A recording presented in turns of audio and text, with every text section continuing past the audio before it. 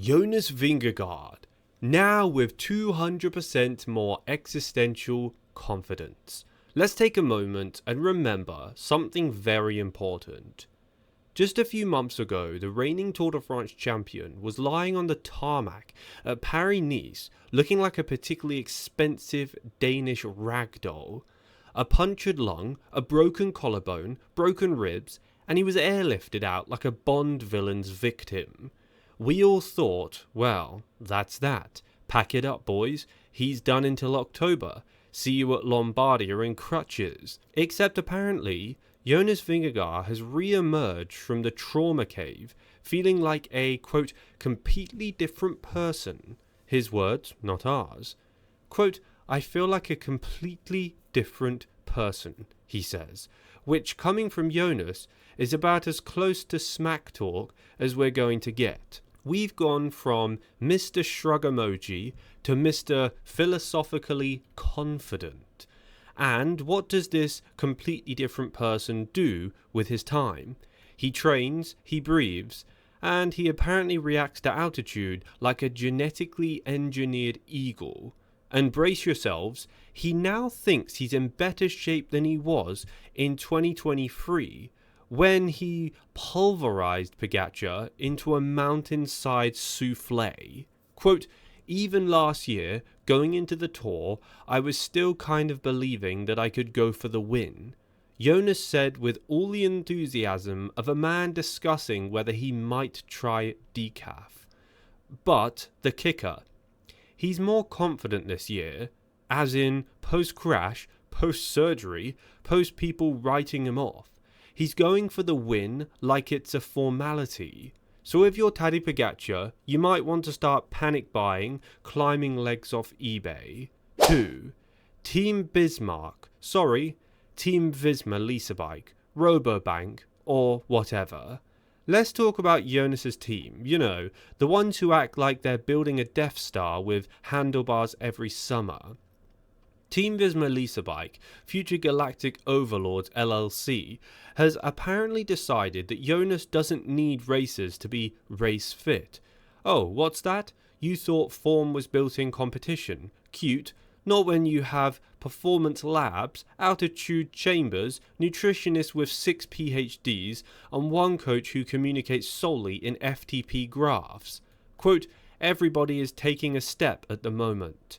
Jonas acknowledged. Quote, so obviously I also need to be better than I was 2 years ago.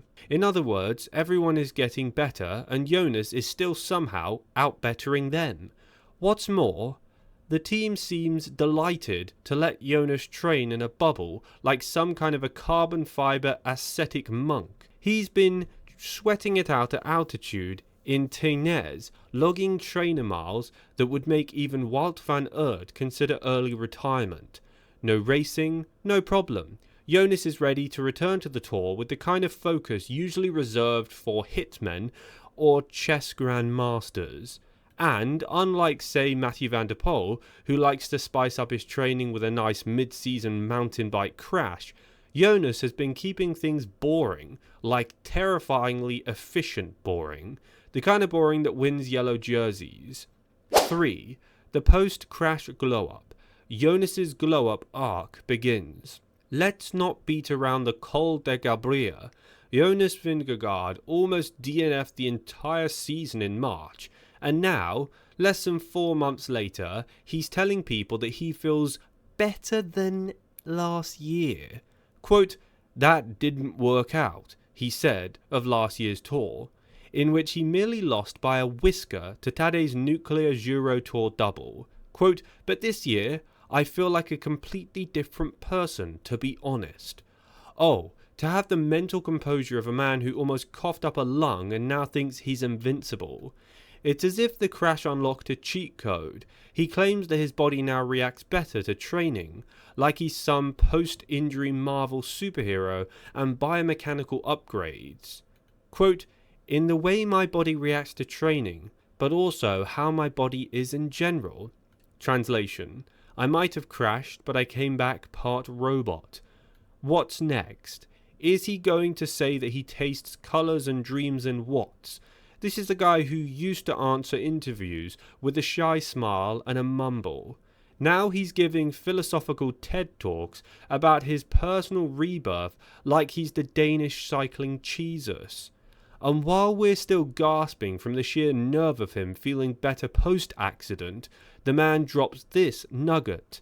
Quote, "I've always enjoyed the process of getting to the highest possible level for the Tour de France." Not winning, mind you, the process. Jonas Vingegaard is a process guy. He doesn't crave glory, he craves lactate thresholds and optimized hydration strategies. 4. The rivalry we definitely didn't expect to get emotional. Now, cue the violin music because Jonas Vingegaard got sentimental. Quote, "If I were racing without Tadej, it wouldn't be the same." Excuse me, sir? Are you two rivals or co-stars in a slow burn romance drama? Because if Tadej Pogačar doesn't ride up to the start line and give Jonas a rose, I'll be disappointed. Quote, "Hopefully he feels the same the other way around. I actually enjoy having a rival like him." This is the most wholesome trash talk in sports history. While the rest of us were fantasizing about a duel of the ages, Jonas and Tadej were apparently engaging in an elaborate cross-border bromance. Oh, I enjoy you. No, I enjoy you. It's like if Federer and Nadal started leaving each other love notes in their tennis bags. But make no mistake, this is war in Lycra. Jonas saying he enjoys the rivalry is just a very Nordic way of saying, quote, "I'm planning to destroy you, but I'll be polite about it." And Tadej, he knows deep down, he knows that Jonas isn't just back, he's evolved. 5. The warning shot. Don't say that he didn't warn you. All of this brings us back to the real point. Jonas Vingegaard just sent a warning to the world, and more specifically, to one Slovenian man with a watt bomb in his legs. He's not just showing up, he's showing up stronger, hungrier, and weirder than ever. Because when a guy who almost died in March starts saying things like, "I feel like a completely different person, my body is reacting better than ever, I enjoy the process, everyone's better, and I am too," it's no longer just pre-race optimism, it's a psychological flex wrapped in an IKEA flat pack of self-belief. The fact that he's not even racing before the Tour, that's not a weakness, that's the point. He doesn't need warm-up races anymore, he just needs a plan, a power meter, and maybe a motivational audio file of Tadej winning on Hotocam to rage listen to during interviews. Let's be honest, if you are Remco Evenepoel or Primož Roglič, just stay hydrated and enjoy the show.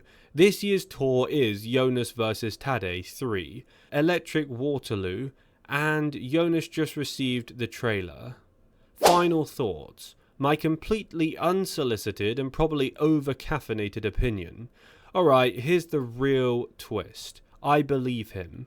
I don't know what dark science Team Visma are working with, or what kind of blood-spinning altitude program they're cooking up at the top of Mount Denial, but Jonas Vingegaard legitimately seems like he's about to commit an act of watt-based violence in July.